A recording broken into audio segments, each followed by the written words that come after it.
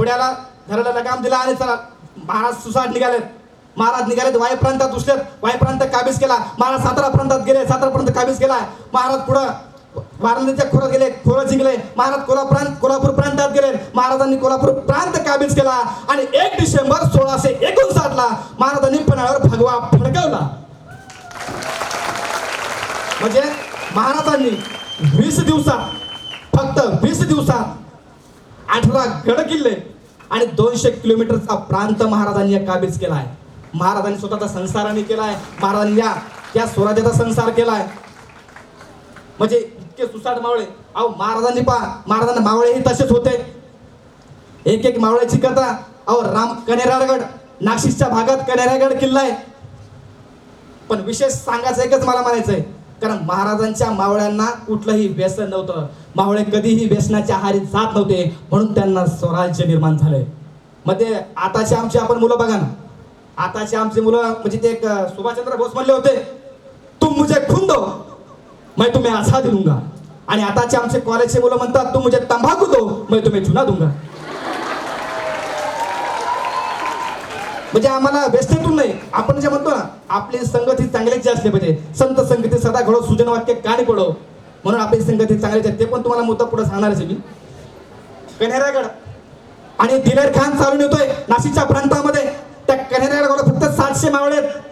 आणि रामजी पांगेरा म्हणतो, दिलेर ये, दिलेर ये, मी तुझ्यासाठी थांबलोच आहे.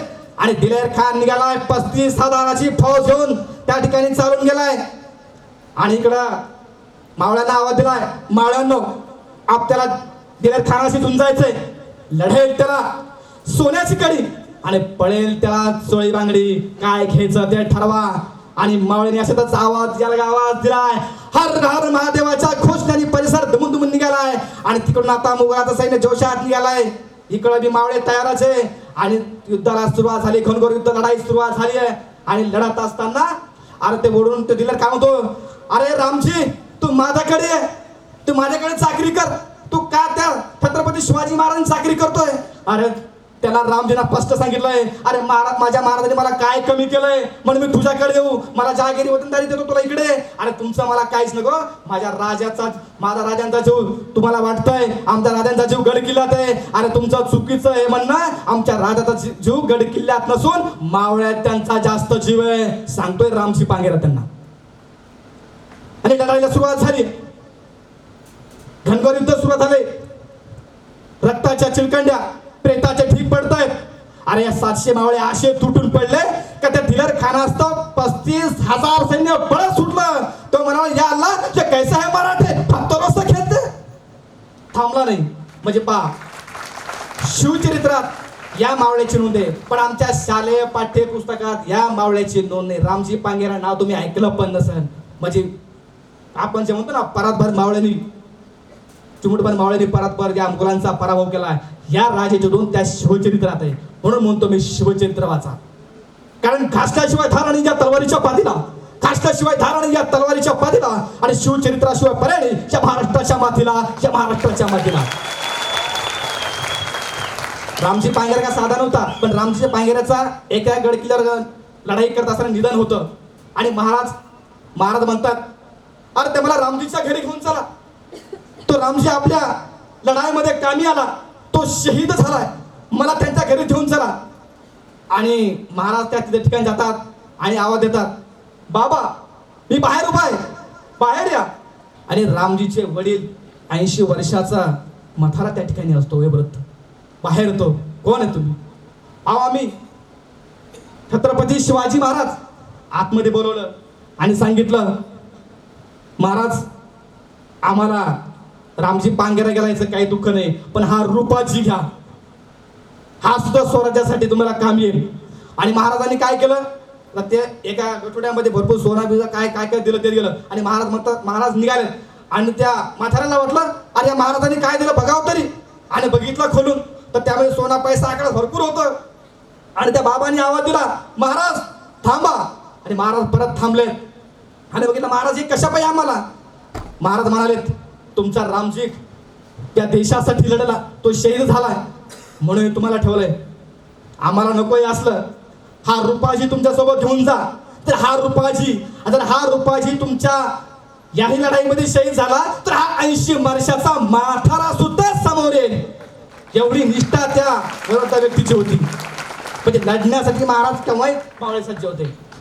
असंच आपण एक पन्हाळा गडाचा किस्सा त्या ठिकाणी सांगत राहिला तुम्हाला. तो मुद्दा असा आहे, आता त्या ठिकाणी विलायत खानात ते गेलेला असतं. किल्ले 23 ते पुरंदरचा तह ठरलेला असतो. 23 किल्ले त्याला द्यायला आले असते. आता महाराज तानाजीला म्हणतात, तानाजी पुरंदरचा तह झाला, संभाजी महाराज मी त्या ठिकाणी आग्र्याला कैद होणार. आता माझ्यानंतर हे स्वराज्य कसे असेल, कसं असेल हे स्वराज्य. आणि सांगितलं तानाजी आता काय करायचंय. तानाजी म्हणला, महाराज आपण एखाद्या गड किल्ल्याची पाहणी करू. शबास तानाजी शबास, पण उद्या. महाराज म्हणाले नाही नाही आत्ता. तानाजी म्हणाले महाराज आता रात्रीचे 12:30-1 वाजले, जायला तर 2-2:30-3 वाजतील. नाही जायचं ते आत्ताच, पण त्यांना गड किल्ल्याची परीक्षा घ्यायची. माझ्या नंतर हे स्वराज्य कसं असेल. आणि निवडला महाराष्ट्रातला किल्ला निवडला. त्या किल्ल्याचं नाव आहे लोहगड. लोहगड किल्ल्यावर जायचंय. आणि निघालेत महाराज. रात्रीचे 12:30-1 वाजलाय. महाराज निघालेत लोहगड किल्ल्यावरती आणि किल्ल्याच्या दारासमोर धडका दिल्यात आणि म्हणाले, किल्लेदार दार उघडा, किल्लेदार दार उघडा. किल्लेदार म्हणाला, महाराज तुम्ही थांबा आता या ठिकाणी, कारण या गड किल्ल्याचे नियम असे आहेत, सूर्य उगवला की या गडाचे दरवाजे उघडले जायचे आणि सूर्य मावळा की गडाचे दरवाजे बंद केले जायचे. अरे हे नियम तर मिसलेले आहेत ना, हे नियम तर मिसलेले आहेत. मला सांगतो का तू. महाराज मग हे नियम तुम्ही लिहिले मग तुम्हालाच माहित नाही का. अरे महाराज म्हणते काय सांगू नका मला. माझ्या पाठीमागे त्या मुघलाचं सैन्य माझ्या पाठीमागे लागलेलं आहे. मला आतमध्ये जाऊ दे, ते मला काही सांगू नको. किल्लेदार म्हणाला, महाराज तुम्ही बाहेर थांबा. आम्ही 700 मावळे आम्ही जीवाचं राग करू, तुमच्या केसालाही धक्का लागणार नाही. आणि ठरलं. आणि मग म्हणाले, किल्लेदार म्हणाले, महाराज तुम्ही थांबा. महाराज म्हणाले, अरे किल्लेदार तुम्ही जर दरवाजा उघडला नाही तर तुमचं मी मुंडका छाटीन. किल्लेदार म्हणाला, महाराज तुम्ही आत देऊ शकत नाही, माझं मुंडकं तुम्ही छाटू शकत नाही. दोघांची झटापटी अर्धा तास चालते. रात्रीचे 2:30-3 वाजल्याचा टाइम. बाहेर थंडी चालू आहे आणि त्या कुडकुडत्या थंडीत बाहेर ठेवलं. आणि तो महाराज म्हणाले, अरे यावरती काहीतरी फिरत असेल ना, आर्थिक आणीबाणी आली काहीतरी असेल ना याच्यावरती. मग तुम्ही एक काम करावा, त्या राजगडावरती जा आणि मासाहेब जिजाऊंचा सही आणि शिक्का घेऊन या, मग मी दरवाजा उघडतो. अरे जाऊस तर सकाळ होईल ना, अरे तोपर्यंत मी दरवाजा उघडेन ना.